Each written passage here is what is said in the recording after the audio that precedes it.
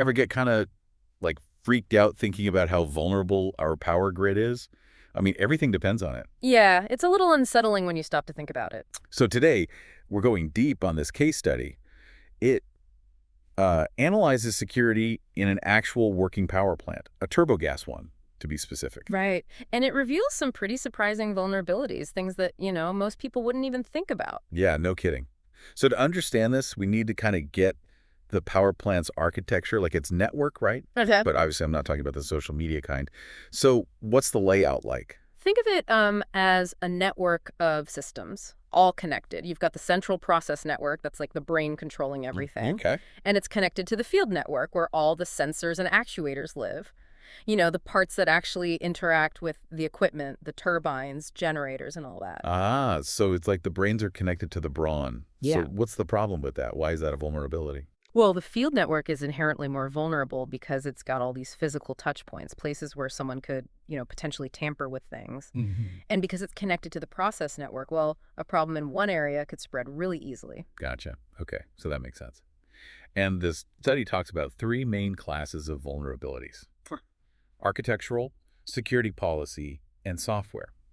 Let's take a look at each of those. Mm. Starting with architectural, what did they find? Well, like we just talked about, that weak separation between the process and field networks is a big one. Ideally, there should be a really strict barrier between them. Yeah, But in this power plant, it's not as secure as you'd think. yikes. Yeah. Not very comforting to hear.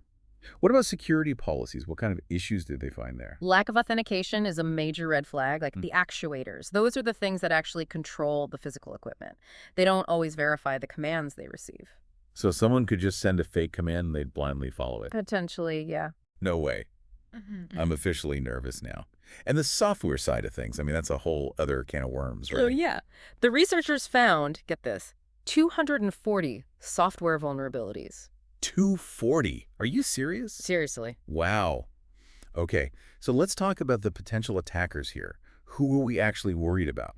The study identifies a few different categories. You've got, your typical external threats like malware and hackers, Right. but the one that's really scary is the insider threat. Oh, right, like disgruntled employees? Exactly. Someone who already has access, knows the systems, and maybe even has a motive, they can do a lot of damage. So it's not always some shadowy figure in a hoodie hacking from a dark basement, right? It could be someone you see every day. Absolutely. Okay, so we've got the vulnerabilities, we've got the potential attackers. Let's talk about how these attacks could actually play out. What did the researchers find? This is where it gets really interesting. They actually simulated these attacks using a replica of the power plant in a lab. Hold on. They actually built a fake power plant just to test this stuff out. That's right. And the scenarios they came up with are pretty terrifying. Okay, now I'm really intrigued. Hit me with it. What do they do? Well, one scenario involved a denial of service attack on the Radius server. The Radius server. Remind me, what's that again? It's basically the gatekeeper for external access to the power plant's network. Okay. So they basically shut down all communication with the outside world. They used a distributed denial of service attack, flooding it with traffic from a bunch of infected computers, like a zombie network. Whoa. Okay, so like cutting off communication during an emergency? That's terrifying. What else? Another attack was infecting the intranet with a virus. They showed how a virus could be used to take control of a computer on the network. So like it gets in there and then what? Well, from there, they could do all sorts of things. Launch attacks against critical servers, steal data, even mess with the SCADA systems. SCADA systems. That stands for Supervisory Control and Data Acquisition.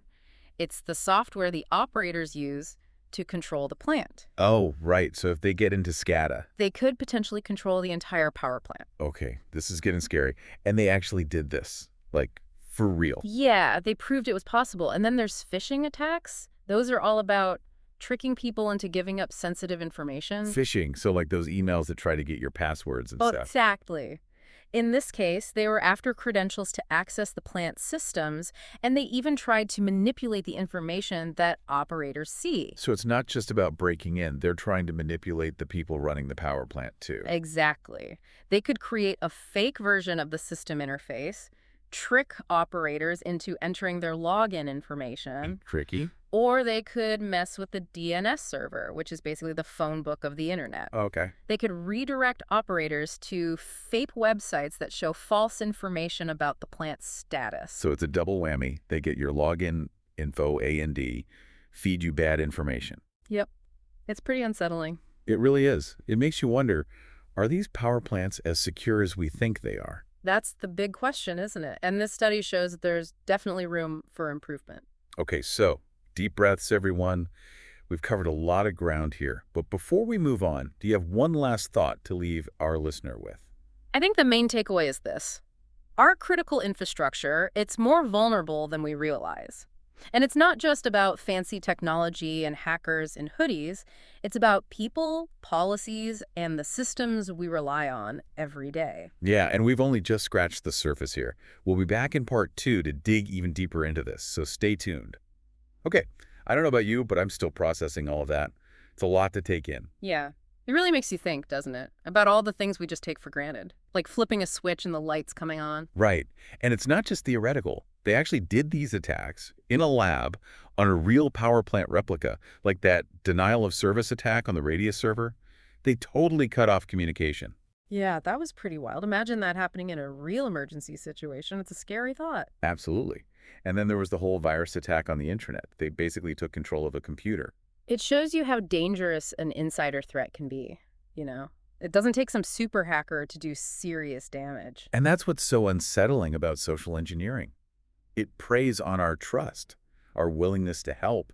You click on a link or open an attachment, and bam, you've just opened the door for an attacker. It's true. People are often the weakest link in the security chain, but, that's why security awareness training is so important.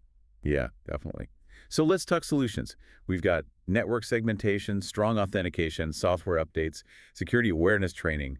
What else can organizations do to protect themselves? Well, one thing that's becoming more common is using intrusion detection and prevention systems. They're like digital security guards. Okay, so they're constantly watching the network for anything suspicious. Exactly.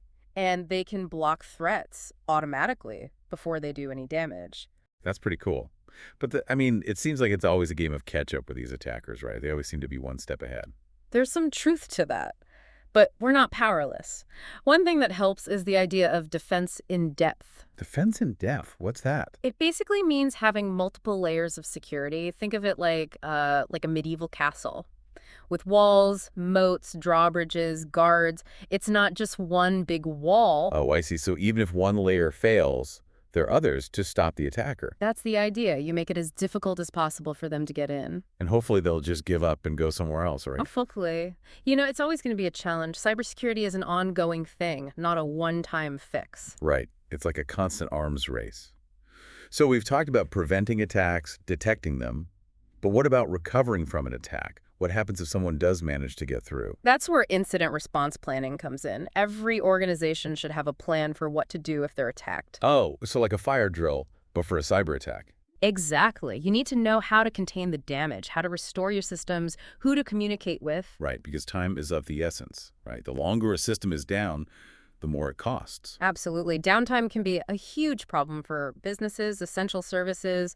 It can even put lives at risk in some cases. Yeah. So yeah, recovery is a really important part of cybersecurity. This whole deep dive is making me realize just how complex this all is. It's definitely not as simple as I thought it was. Yeah, it's really multifaceted. It involves technology, people, processes, and even, thinking about the broader societal impact. It's a big responsibility. And it's not just on the experts to figure this out, right? Yeah. We all have a part to play. That's right. We all need to be aware of the risks and do what we can to protect ourselves and the systems we rely on. Okay. Well, we've covered a lot of ground in this deep dive, but we're not done yet. There's still so much more to explore. What's coming up next? Well, in part 3, we're going to dig even deeper into some of the specific solutions that are being developed to address these vulnerabilities. Okay, sounds good. Stay tuned, everyone. We'll be right back after a short break. Okay, so we're back, ready to wrap up this deep dive into power plant security. And I gotta say, I'm feeling a little more informed, but also a little more, aware of just how much we rely on these systems working properly. It is a bit of a wake-up call, isn't it, when you realize just how complex and interconnected everything is? and how much could potentially go wrong. Right. But before we get too doom and gloom, let's talk about solutions. I mean, there's got to be stuff being done to protect these critical systems, right? Absolutely. There's a lot of work going on in this area. We've already talked about network segmentation, authentication, software updates, security awareness training, but there's more. Okay. Lay it on me. What else is being done? Well, intrusion detection and prevention systems are getting really good. They're like having a security guard for your network. Right. They're always watching for suspicious activity. Exactly. And the cool thing is they're using AI and machine learning now to get even better at spotting those subtle signs of an attack. Oh, wow. That's pretty impressive. But still, it feels like the attackers are always one step ahead, right? Sometimes it feels that way, yeah. But we're not powerless, you know? One effective strategy is this idea of defense in depth. Defense in depth. That sounds kind of like intense. It's actually pretty simple. It just means having multiple layers of security instead of relying on one big wall. Okay, I see. So even if one layer fails, there's another one behind it and another one and another one, like peeling back the layers of an onion. Yeah, exactly. It makes it much harder for an attacker to get to their target. Makes sense. It's all about making it so difficult they just give up. So we talked about preventing attacks, detecting them, but what about like recovering from an attack? If someone does get through, what happens then? That's where incident response planning comes in. Every organization, especially those dealing with critical infrastructure, they need to have a plan for what to do if they get hit. A plan like a fire drill, but for a cyber attack. Yeah, exactly. You need to know how to contain the damage, restore systems, communicate with everyone involved. Right, because if a power plant goes down, that's a big deal, obviously. Huge deal. Time is critical in these situations. Downtime can cost businesses money, disrupt essential services, even put lives at risk depending on the system. So, yeah, recovery is really important. So we've got all this technology, all these plans, but it seems like the human element is still a big factor, right? I mean, no system is foolproof if someone clicks on a bad link or falls for a phishing scam. That's true. Technology can only do so much. Ultimately, security is also about awareness, education, and training people to be more vigilant. It's a team effort. Everyone needs to be on board. Exactly. We all have a responsibility to protect these systems that we rely on. It's not just the IT department's problem. Well said. Hmm. Okay, so this deep dive has been, well, kind of intense, to be honest. Yeah. It's given us a lot to think about. We've talked about the vulnerabilities, the threats, the consequences, the solutions. What's the one big takeaway you want our listeners to remember? I think the biggest takeaway is this. Cybersecurity is not just an abstract concept. It directly impacts our lives. The systems that power our homes, our businesses, our hospitals, they're all vulnerable. And we need to be aware of that and demand better security from those who operate these systems. Right. It's not someone else's problem. It's everyone's problem. Exactly. And knowledge is power. The more we understand these risks, the more we can do to mitigate them. Well, this has been a fascinating, albeit slightly terrifying, journey into the world of power plant security. I don't know about you, but I'm definitely going to be thinking twice the next time I flip a light switch. Me too. Yeah. It's amazing how much goes on behind the scenes to keep our world running, and it's up to all of us to make sure those systems are protected. So, to our listener, thanks for joining us on this deep dive. We hope you've learned something new and maybe even feel a little more empowered to make a difference. Stay curious, stay safe, and keep diving deep.